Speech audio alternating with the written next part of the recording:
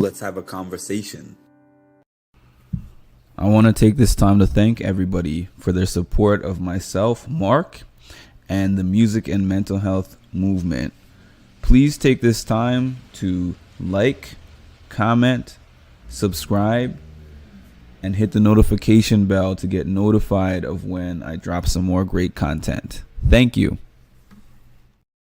How's it going, y'all? Good evening. Happy Friday. This is my second time here today.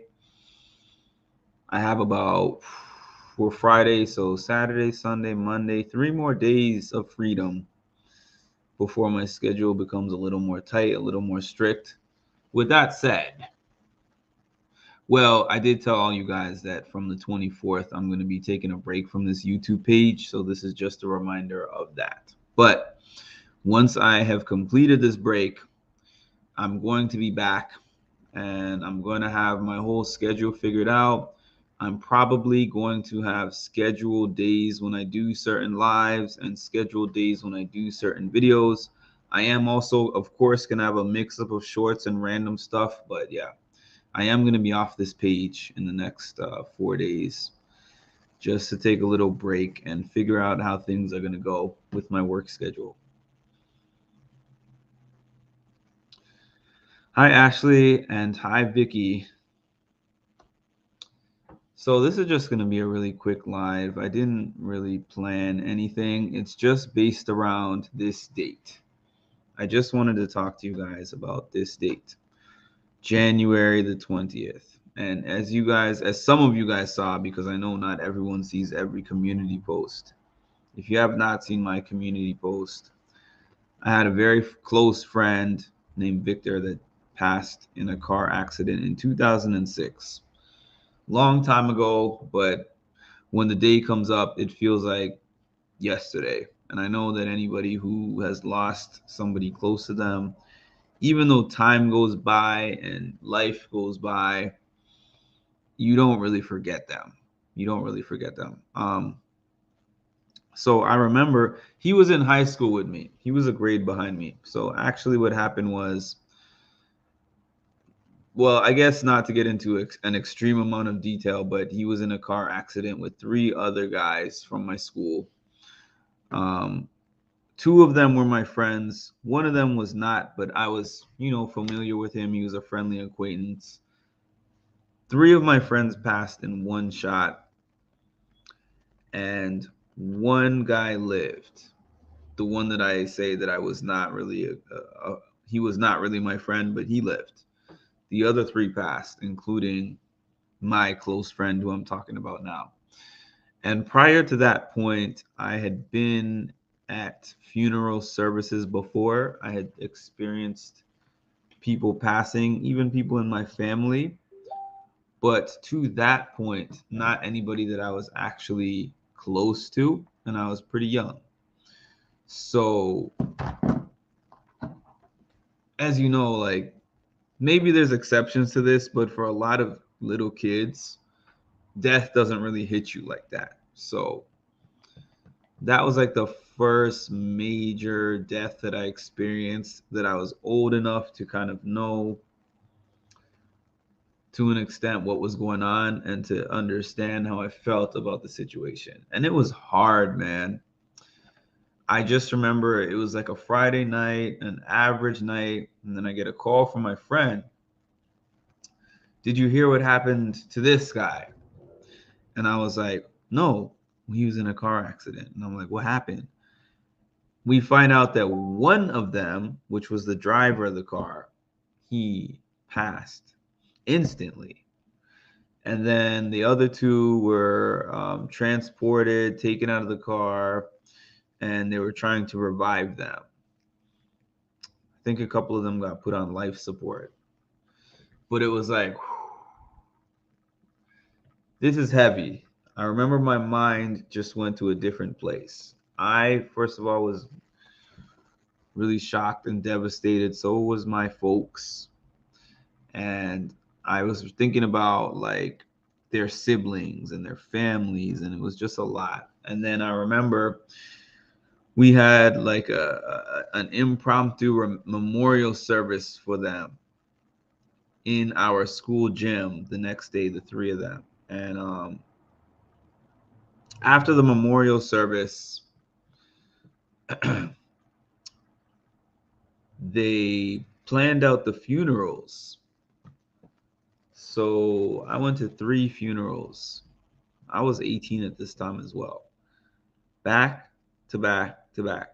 3 different funerals for 3 different guys aged 17, 18. I think 2 of them were 18 and one of them was 17, but it's neither here nor there.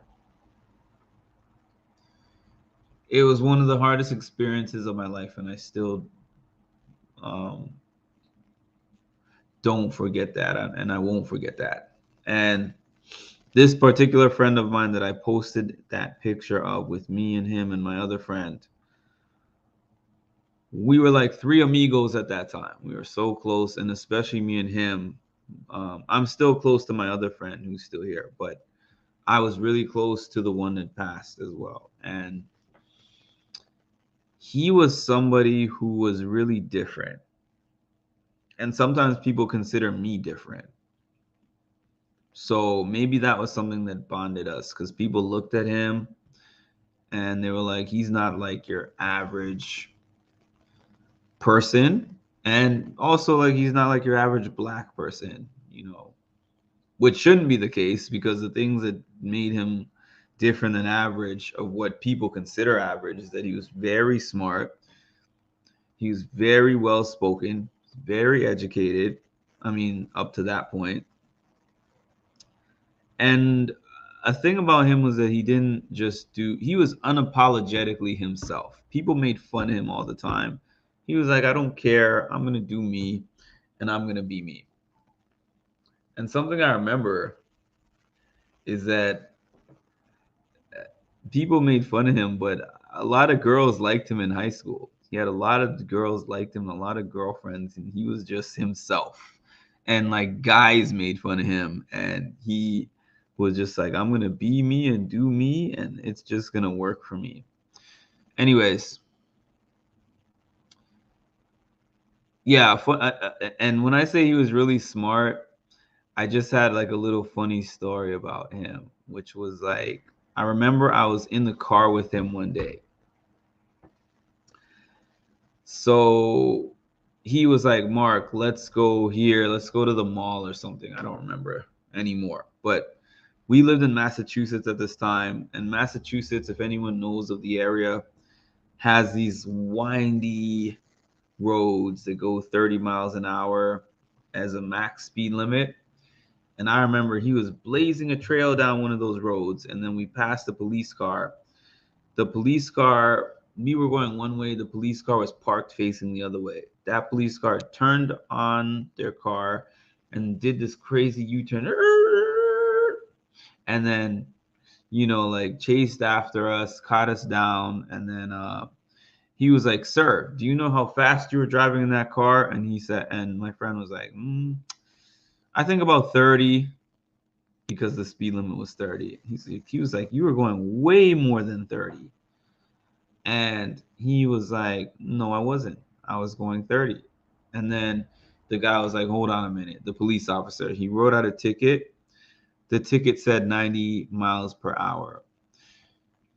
There's his side, there's her side, and there's the truth. Not literally, but figuratively, because the police officer was another male. So he wrote down on the ticket 90 mile in a 30 mile per hour zone, $280 or something like that. So as soon as the officer let us go, my friend who's like,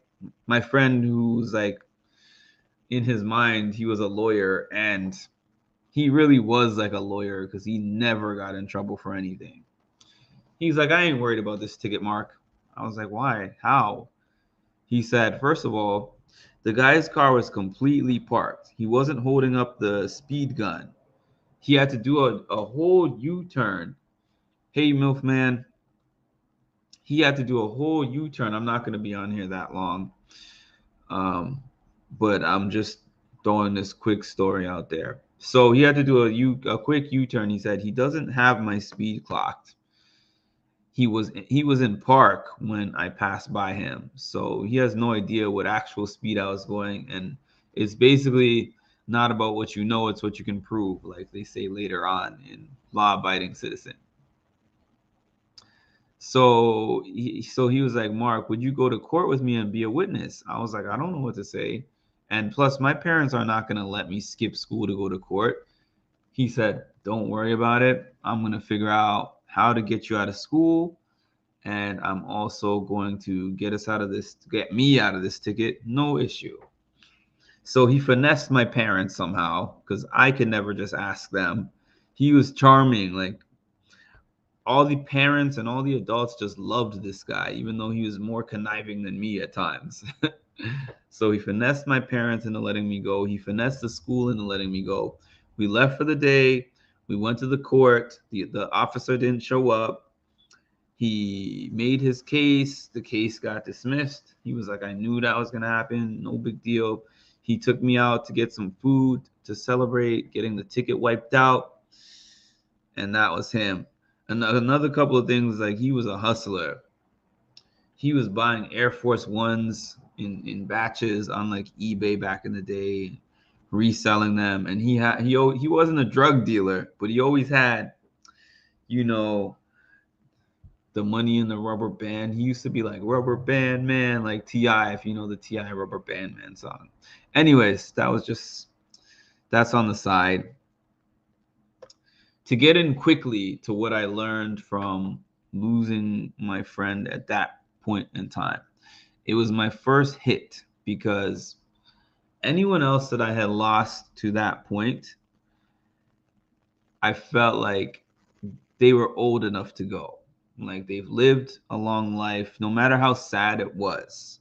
I was still like, they've lived long enough that this is just life and it happens. That's how I felt at that age. But for three guys, 18, and 17, to lose their lives, they were younger than me, and it was just like that. It changed all my views on life, because I said, I could be doing one thing today and expecting to live 100 years, and in an instant, I could be gone just like that. I've just seen, I watched the news earlier, which is something I don't usually do. And I saw a few things about shootings that just happened out of nowhere, just random shootings, mass shootings. And people can lose their lives at any time, any day, and for any reason. And I understood that clearly from that day and on, January the 20th, which we are today, but January the 20th, 2006, 17 years ago. And since then, I've been determined to live my life in a way that suits me, in a way that works best for me, in a way that I know that if I wasn't here tomorrow, I would be happy with what I have done today. And I have carved out that life. It hasn't always been the easiest. It hasn't always been the most lucrative. But I have always done things my way. And my friend is a part of why. Because he always did things his way. And it always worked for him. And I feel like if he was here today, this man would be wildly successful, and he would be doing something way against the grain. Wildly successful. I believe that. I take from his inspiration. It definitely hits differently when death takes someone your age or younger. Excuse me, y'all. I'm a little tired. I'm going to be going soon. The other thing is that I wanted to make sure to say. Sometimes all of us have had people come and go from our lives. And sometimes people ask me, hey, Mark, do you feel sad that this and this and that person that used to be close to you in your life is not there anymore? My answer is no. And I'm not just saying that to put up a front or because I don't have a heart. I'll tell you why. This friend that I'm talking about, I can't talk to him. He's not here. If I wanted to call him, I can't. If I wanted to hang out with him, hug him, spend time with him, I can't do any of that. He's not here. If there's people in my life, if there's people in the world that are still here, right? They're not sick, they haven't passed, they're able to contact me, phone number, social media, whatever, and they choose not to. Why am I spending my time fretting about why they're not there? It's a waste of energy. I put my energy towards loving and appreciating those who want to be there. That's all I can do. And if one of those people decides today, tomorrow, that they don't want to be one of those people for me, goodbye. You know what I mean? It taught me how to say goodbyes. And that might sound, I don't know, cold, or it might sound heartless. It's not. It's not. I'm a person who loves with a lot of heart. I love the people who are in my life deeply. I care about them deeply, and it would, especially some of the closer ones, it would deeply impact me if they were not there. But I always have to recognize the possibility that for many different types of reasons, somebody could be here tomorrow, here today and gone tomorrow. Either because they are literally physically not here in body anymore because they passed, or because they just decided, I'm going to ghost you, I'm going to do you wrong, or I'm just going to fall off the map. So in a sense, I live for today. I'm going to do the things that I feel are purposeful. I'm going to spend time with people who I think are meaningful to me. And I'm always going to be willing to accept people for who they are and where they choose to be. I'm not begging for anyone to stay. I'm not begging for anyone to be here. I'm just going to be me, who I am. And the people who are meant to be here are going to be here. And the people who are meant not to be here, they're going to go. They're going to go. And I'm okay with that. It keeps me emotionally balanced to not invest too much.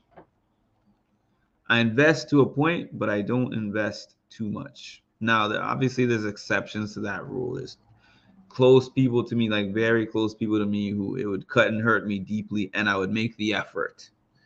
If we fell out and fell off somehow, I would definitely make the effort, any effort that I could, to an extent, to rekindle and get them back into my life. But I'll say what I'm saying right now applies to 80% of people. And I can say there was people that I was extremely close to, or so I thought, before the pandemic started.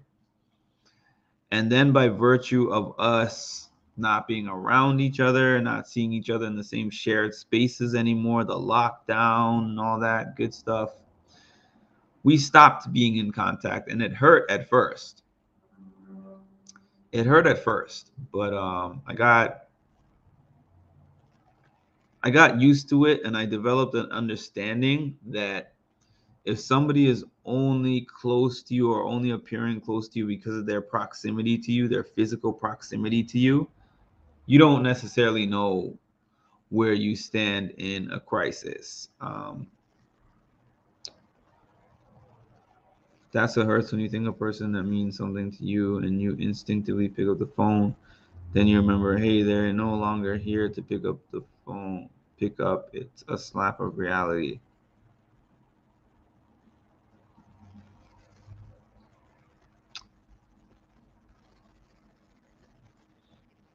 Definitely, Vicky. So, yeah, those are just a few things that I learned to just stick close to my friends and loved ones, except when people are willing to leave you willingly by choice. Accept that.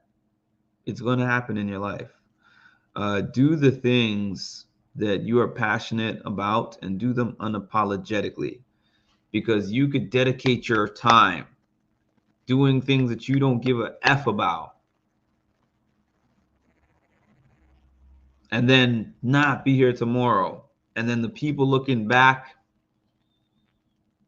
are going to be like, well, I would love for, I mean, I'm not going to know this, but I would love for at my service for people to be like, he was a guy who never gave up, a guy who always followed his dreams, and a guy who thought that he was going to achieve it eventually, even if I don't achieve it. I don't have a mindset like I'm not going to reach the heights that I want to reach. But if the worst comes to worst, I'm willing to be a guy who left this earth as somebody who tried relentlessly. And that is going to give some inspiration to somebody who comes after me. And that was the way that my friend was. So another thing was to learn, like, I'm not invincible. I'm not invincible. Anything can happen. So it changes the course of the way that I live my life. That's not to say I live my life in fear of what's going to happen. I just mean I live my life more purposefully, knowing that no amount of time is guaranteed to any of us. And one last thing is, a lot of times people are like, you're so young. And I am young. I don't think of myself as old at 35, but I will say certain experiences age you a little faster. So I'm young in body, you know what I'm saying? I'm a little older in mind. But I wouldn't go back and change too many things about what has happened to me in life, because honestly, they have made me who I am. My life could have a whole different trajectory had these things not happened to me when I was younger. And I take those lessons with me, and it's made me a much different person as an adult than I would have been had things been just perfect and beautiful and I hadn't experienced such hardships and tragedies, at that time. So, in closing, make sure to tell your loved ones that you love them. Give them a hug. Let them know that you appreciate them and why. Make sure to live a life that you want to live and not a life that somebody else says is the best blueprint. Do things that you feel in your heart and things that you feel passionate about, because one day everybody's hourglass runs out. And make sure that before yours does, you have lived a life of your choosing and not one that somebody else chooses for you. And be willing to lose people who you think were going to be there forever, not just via death, but also via choices. Them choosing to be there in your life or not be in your life. You know what I mean? Like, we tend to think, how could somebody who I'm close to ever choose to leave? There are people who choose to leave, and I don't chase those people. If you want to leave, I'm sorry. The only thing that I can do is be authentically and unapologetically myself. If you like that, if you rock with that, thank you. I love you. That's what it is. But if you don't, there's the door. And I hope that you find somebody who provides you the things that you're looking for in life. With that said, I got to go. I got 2 fitness competitions on Saturday. That might be, I don't know. I'm not going to say the last of those because those are usually on weekends. So I'm not even going to lie and say that's the last of those. But I'll just say I scheduled a lot of things for this particular week, knowing that I'm not going to be hopping on here so much coming up soon. And I hope everyone has a wonderful Friday night. Enjoy your evening. And if you have any suggestions on topics you want me to talk about, please throw them in the comment section. I take any and all suggestions, And I have used plenty of your suggestions so far, and I will continue to do so. And I'll talk to y'all soon. Have a great one.